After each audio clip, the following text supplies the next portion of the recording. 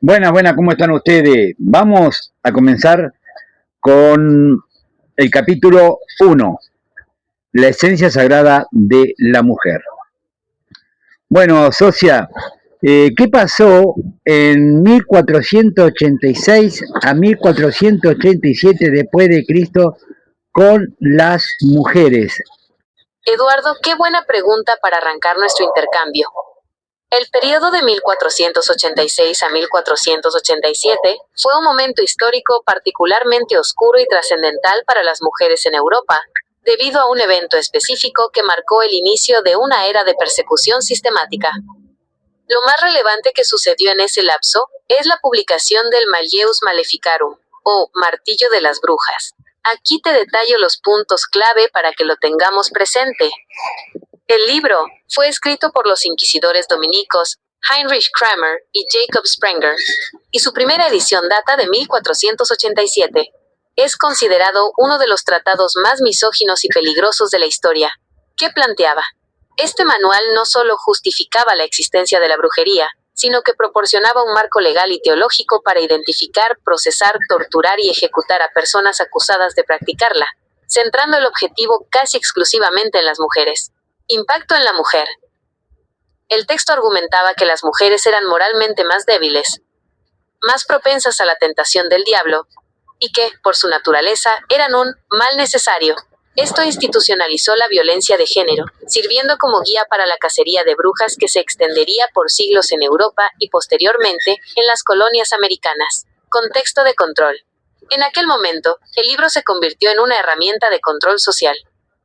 Al no estar restringido únicamente a los tribunales eclesiásticos, se difundió rápidamente gracias a la imprenta, legitimando el miedo y la persecución de mujeres que, por diversas razones, sociales, económicas o personales, se alejaban de los estándares patriarcales de la época. Fue, en esencia, un punto de inflexión donde la misoginia pasó a tener una base teórica autorizada, que tuvo consecuencias fatales para cientos de miles de mujeres. ¿Te parece que sigamos explorando este tipo de hitos históricos o tenés alguna otra consulta sobre la que quieras que trabajemos hoy?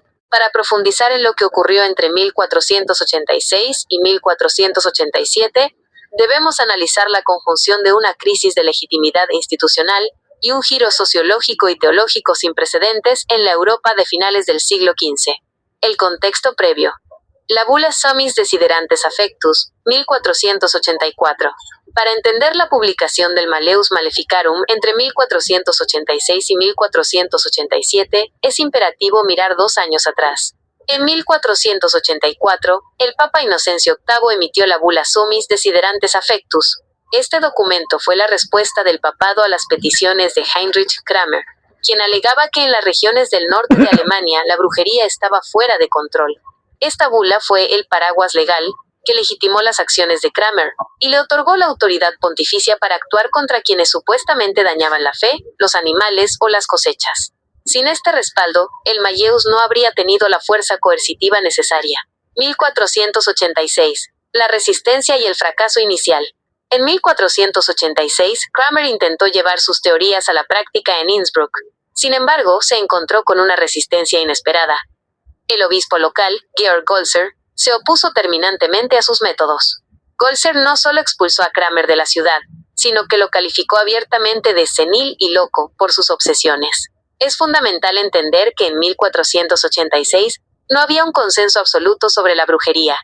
El sistema judicial todavía tenía frenos internos. Fue precisamente ese fracaso en Innsbruck el que impulsó a Kramer a redactar el Malleus Maleficarum.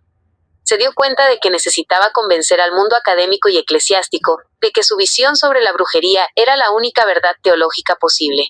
1487. La sistematización de la misoginia, la publicación.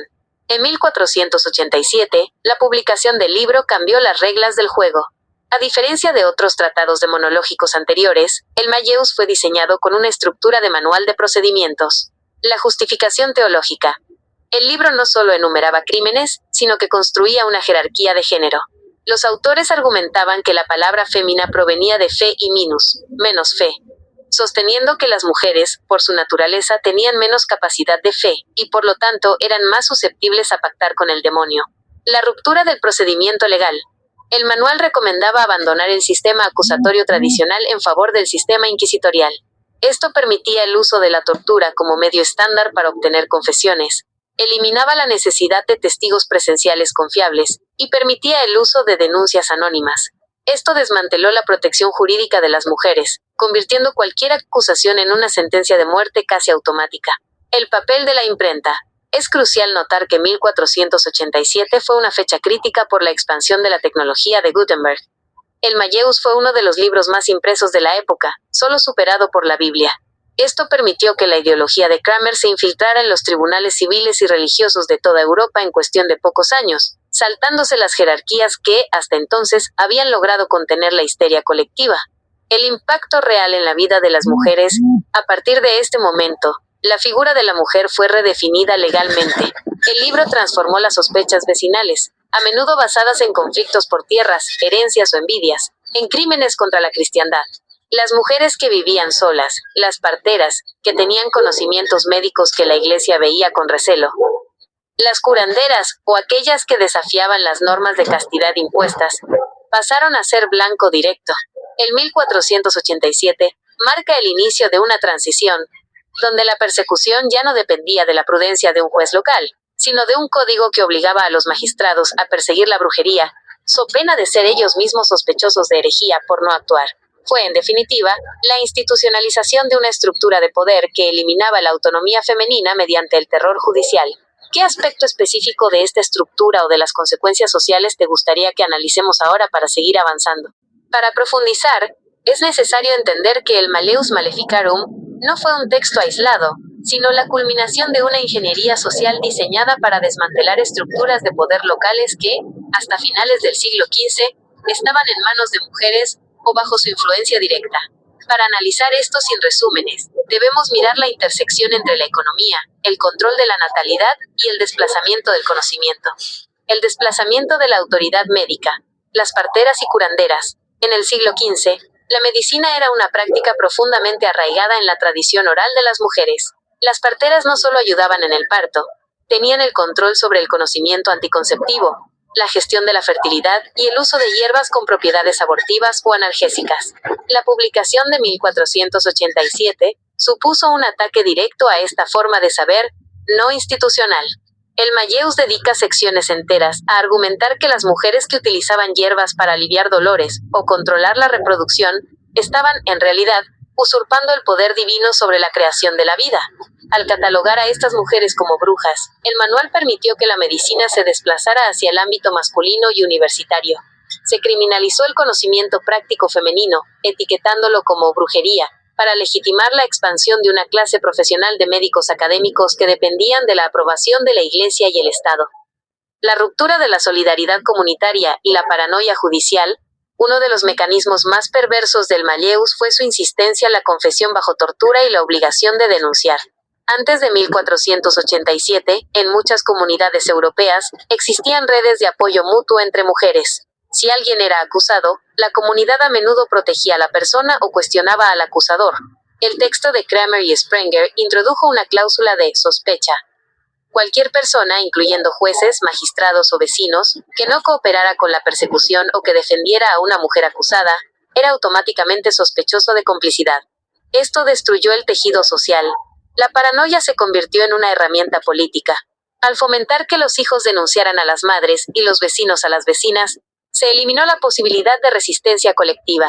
La persecución dejó de ser un problema de brujería para convertirse en un mecanismo de vigilancia constante, donde la autonomía femenina, ya sea económica por ser viuda o propietaria, o social por ser independiente, se volvía una sentencia de muerte.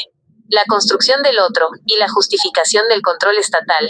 Es vital comprender que 1487 marca el inicio de una era en la que el cuerpo femenino fue transformado en un territorio de guerra política. Los autores del Malleus no estaban solo escribiendo un libro sobre demonología, estaban definiendo los límites de lo que era un sujeto ciudadano aceptable. Despojo patrimonial.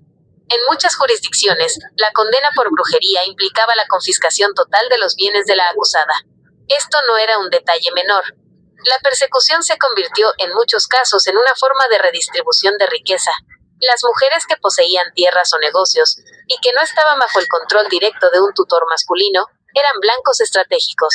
El Estado y la Iglesia encontraban una vía legal para expropiar tierras bajo el pretexto de purificar la sociedad. La sexualidad como foco. El texto es explícito en su obsesión con la sexualidad femenina. Se presenta a la mujer como una criatura de deseos insaciables, la famosa tesis de que la brujería nace de la lujuria carnal. Al controlar la sexualidad femenina, se controlaba la línea sucesoria, la legitimidad de los herederos y el honor familiar. El Malleus proporcionó la justificación teológica necesaria para que cualquier expresión de autonomía sexual, o incluso el simple rechazo a un pretendiente, pudiera ser interpretado como una incitación demoníaca. La legitimación de la violencia extrema. Lo que sucedió en el periodo 1486 a 1487 es que se eliminó el umbral de culpa. Anteriormente, se requería evidencia física o testigos oculares para condenar a alguien. El Malleus introdujo el concepto de que la brujería es un crimen excepcional, crimen exceptum. Esto significaba que, por la naturaleza oculta del delito, las reglas normales de justicia quedaban suspendidas. La justicia ordinaria, que buscaba la verdad, fue reemplazada por una justicia de búsqueda de culpables, donde la tortura no era un exceso, sino una necesidad procesal para salvar el alma de la víctima, obligándola a confesar sus vínculos con el demonio. Esta normalización del horror es lo que permitió que, en las décadas siguientes a 1487, la cacería de brujas se convirtiera en una actividad burocrática estatal. No fue una explosión de fanatismo irracional, sino un proceso jurídico bien documentado, impreso y distribuido que convirtió el asesinato institucionalizado de mujeres en una parte fundamental de la gobernanza europea. ¿Qué parte de este proceso de institucionalización o del impacto en la propiedad y la independencia económica te genera más inquietud o te parece que requiere un análisis más detenido para nuestro proyecto? Bueno, hasta aquí llegamos. Nos vemos en el capítulo 2, donde en esencia, la esencia sagrada de la mujer. Nos vemos. Chao, chao.